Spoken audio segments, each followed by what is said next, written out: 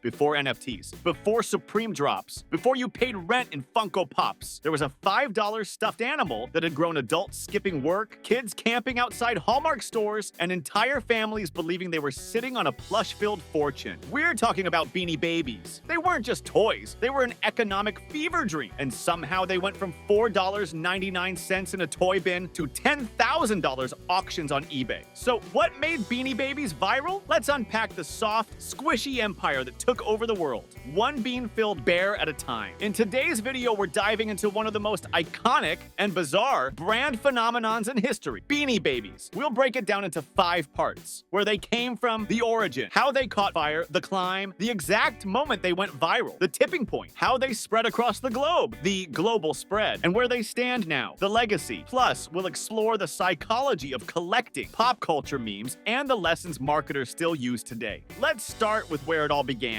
It's the early 90s, grunge is on the radio, Clinton's in the White House, and toys, they're chunky, battery-powered, and overpriced. Enter Ty Warner, a reclusive toy maker with a flair for design and a nose for scarcity. In 1993, Warner launches a line of understuffed plush animals, tiny, floppy, and filled with plastic pellets instead of cotton, hence the name Beanie Babies. They weren't flashy, they weren't licensed by Disney or Nickelodeon, and at first, they kinda looked cheap, but Ty had a different plan. He sold them in mom-and-pop gift shops. No Toys R Us, no Walmart. He priced them low, $4.99, but gave each one a name, a birthday, and a short poem on a red heart-shaped tag. It was subtle genius, because suddenly, they weren't just toys, they were characters. And better yet, they were collectibles. From the very beginning, Beanie Babies weren't about play, they were about completion. Early adopters were kids, of course, but Ty had a bigger vision. He pulled a move that would make modern DTC marketers proud. He rotated inventory constantly.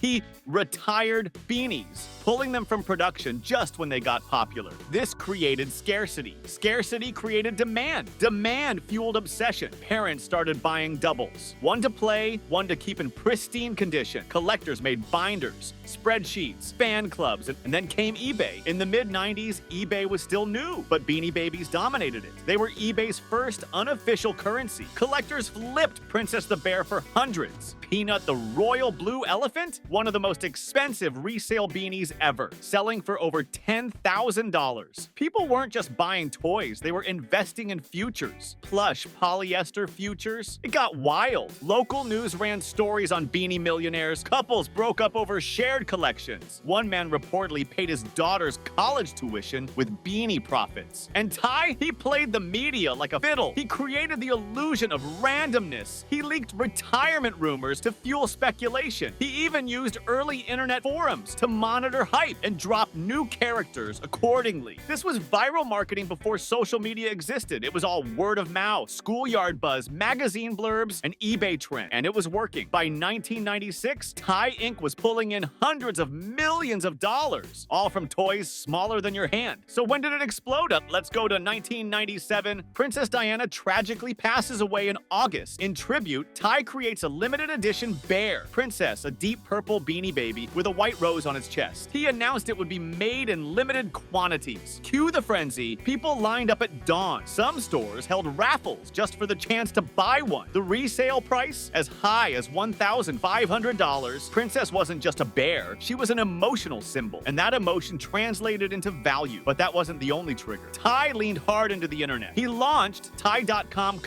one of the earliest brand websites targeted at kids. It was part catalog, part collector's diary, part digital clubhouse. Every beanie had a page. Kids traded wish lists. Parents printed price guides. This was pre-social media FOMO. You couldn't just post your haul on TikTok. You had to show up in person, go store to store, call around, and Ty kept pouring fuel on the fire. Rare tag errors became holy grails. A McDonald's Happy Meal promotion gave away mini versions, and it caused literal stampedes. Scalpers hoarded them by the box. Local police departments had to manage crowds at toy shops. It was chaos, and it was everywhere. In malls, in playgrounds, on the news, even on the Rosie O'Donnell show where Ty Beanie giveaways turned into screaming audience frenzies. This wasn't just a toy trend. This was mass hysteria with a barcode. Beanie Babies were made in America, but the obsession went global. In the UK, rare UK exclusive bears were hunted like Fabergé eggs. In Japan, collectors traded beanies like Pokemon. In Germany, France, Australia, Australia. Stores couldn't restock fast enough. Pop culture caught on. Ellen joked about them on her sitcom. Jay Leno mocked them in monologues. Time magazine ran, features asking, are they worth it? Even the U.S. Customs Office had to step in when counterfeit beanies started crossing the border from China. It was a modern gold rush, but made of thread and beans. Every kid had their prized few. Every office had that one person with a rainbow bear on their monitor. And yes, some people took it very seriously. One couple famously divorced in 1999. During the divorce proceedings, they had to split their Beanie Baby collection in court, one plush at a time. There are photos of them kneeling on the courtroom floor, choosing bears like they're splitting ancient relics. The world had lost its collective mind over beanbags with faces, and yet it worked because deep down, it wasn't about the toys. It was about belonging. You weren't just buying plushies, you were part of a moment. You were plugged into a tribe. So what's left of the Beanie Baby empire? The crash came, like all bubbles do. By the early 2000s, demand tanked. Too many new releases,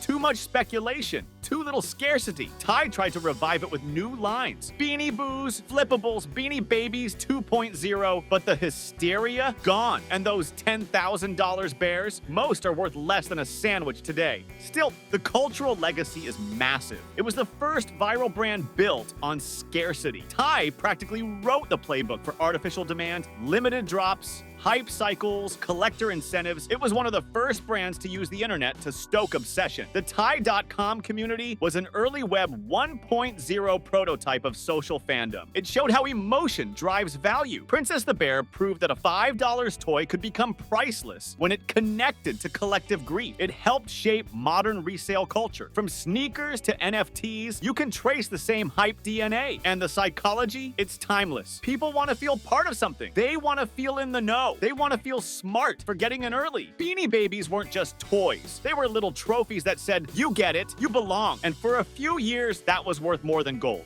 So now we want to hear from you. What was your first Beanie Baby? Did you keep it in the box? Did your parents invest their retirement in them? Or did you throw them at your sibling like soft weapons? Drop your beanie story in the comments. We're reading them all. And hey, if you love decoding cultural moments like this, hit subscribe because our next episode is all about how a kitchen appliance became the queen of Facebook moms. Yeah, we're talking the Instant Pot. It's gonna be steamy. Until then, remember, it's not just what goes viral, it's why.